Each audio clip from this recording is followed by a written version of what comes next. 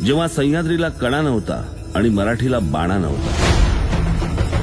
आज मी एक गोष्ट सांगणार ज्याने मराठी बाणा जागवला आणि घराघरात हिंदवी धर्मही जागवला। ही त्या देव माणसाची देव होण्याआधीची गोष्ट। ही माझ्या शिवरायाची छत्रपती होण्याआधीची गोष्ट आहे। मी सह्याद्री माझ्या शिवबाची गोष्ट आज तुम्हाला सांगतोय।